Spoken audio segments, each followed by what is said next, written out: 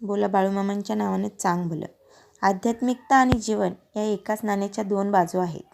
ईश्वराच्या ज्ञानावाचून माणसाचे जीवन अपूर्णच असते.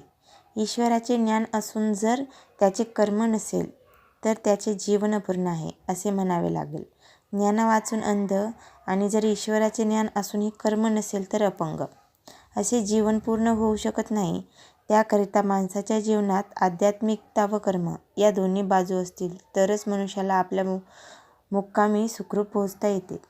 ज्याप्रमाणे पक्षाला दोन पंख असतात त्या आधारे पक्षी आकाशात भरारी मारू शकतो. जर त्या पक्षाला एक पंख निकामी झाला तर दुसरा पंख चांगला असूनही पक्षी आकाशात भरारी मारू शकणार नाही. त्याचप्रमाणे माणसाचे जीवन आहे. जन्म आणि मरण याच्या मधल्या अंतराचे नाव जीवन आहे. जीवनात आध्यात्मिकता आणि तसे त्याचे कर्म नसेल तर जन्म आणि मरण यांच्या मधला प्रवास कधीही पूर्ण होणार नाही. त्याच्याकरता माणसाला साधन जरुरी आहे. माणूस चालल्या वाचून दुसऱ्या ठिकाणी पोहोचू शकत नाही. जसे पक्षाला पंख नसतील तर आकाशात भरारी मारू शकणार नाही, तसेच सागर पार करण्याकरता जशी नावेची आवश्यकता आहे तसे मनुष्य शरीर हे ईश्वरापर्यंत पोहोचण्याचे साधन आहे. जीवनात ईश्वरी ज्ञान आणि कर्म असणे जरुरी आहे आणि हे दोन्ही असूनही जर माणसाला चालताना ठोकर लागत असेल तर गुरु क्या करेगा बेचारा हे शिष्य में ही चूक. ज्याप्रमाणे एक माणूस रस्त्याने जात होता, त्याच्या हातात दिवा होता, तरीही तो विहिरीत पडला कारण त्याने आपले डोळे बंद करून घेतले. त्याचप्रमाणे मानवाला डोळे असूनही अंध म्हटले आहे. अंधाच्या हाती दिवा देऊन त्याचा अंधपणा जाणार नाही. उदाहरणार्थ एक माणूस दृष्टीहीन होता आणि एका गावाहून दुसऱ्या गावी निघाला. रात्रीची वेळ होती. तो म्हणाला, मला रात्र आणि दिवस सारखाच आहे. तो रस्ता जंगलातून जाणारा होता. जंगलात अनेक प्राणी असतात किंवा त्याच रस्त्याने दुसरा माणूसही येत आहे हे कळण्याकरता त्याच्या हातात लाल कंदील दिला आणि जंगलातून जात असताना दुसरा माणूस तिकडून येत होता. तेव्हा मध्येच एकमेकांवर आदळले. तेव्हा ज्याच्या हातात कंदील होता तो माणूस त्याला म्हणाला, दिसत नाही का माझ्या हातात कंदील आहे? दुसरा म्हणाला, माझ्याही हातात कंदील आहे पण मीही अंध आहे. जोपर्यंत माणसात आध्यात्मिकता ज्ञानदृष्टी येत नाही तोपर्यंत जीवनात अंधकार राहणारच व ज्ञानदृष्टी मिळाल्याशिवाय अंधपणा जाणारच नाही. त्याकरता जीवनात आध्यात्मिकतेची आवश्यकता आहे, तरच जीवनात प्रवास सहज करता येईल. एक माणूस सागर किनारी आला. त्याला जहाजामधून प्रवास करायचा होता, परंतु तो जागा असूनही त्या जहाजात बसला नाही. किनारी येऊन उभा राहिला. जहाज निघण्यापूर्वी जहाज चालक म्हणाला, जहाजात जागा आहे तरी तू का बसत नाही? तेव्हा त्या माणसाने उत्तर दिले, जहाज सागराच्या मध्यभागी जाताच बुडणार आहे.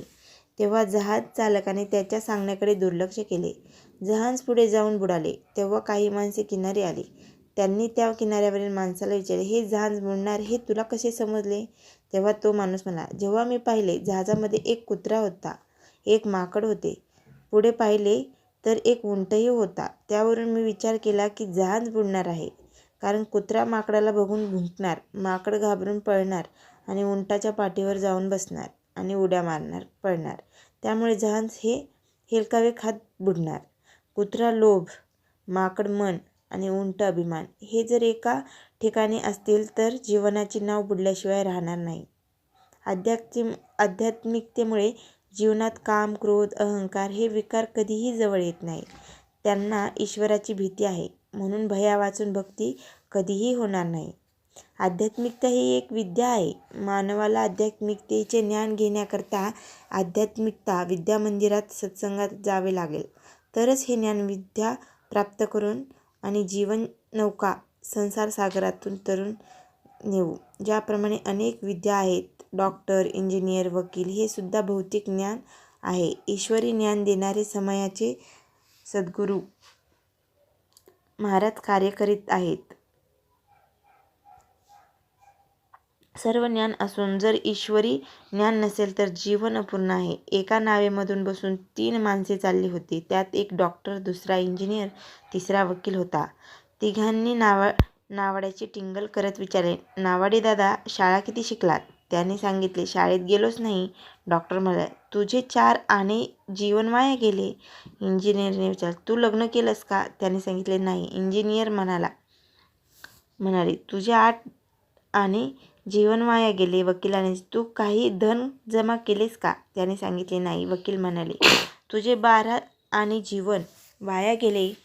तिघेही नावाड्याला हसू लागले. थोड्या अंतरावर नाव गेली व अचानक जोरात वादळ आले व नावेतच पाणी शिरू लागले.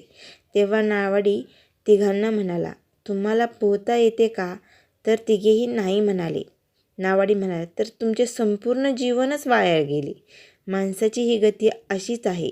जर त्याच्याकडे सर्व विद्या असूनही जर आध्यात्मिकतेचे ज्ञान नसेल तर संसार सागरात आमचेही जीवनरूपी नाव बुडल्याशिवाय राहणार नाही. म्हणून संतांनी मानवाला वेळोवेळी उपदेश केला.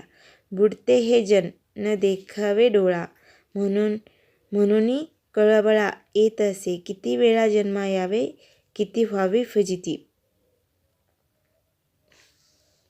बोला बोला संत सद्गुरू बाळूमामांच्या नावानं. चांग भलं.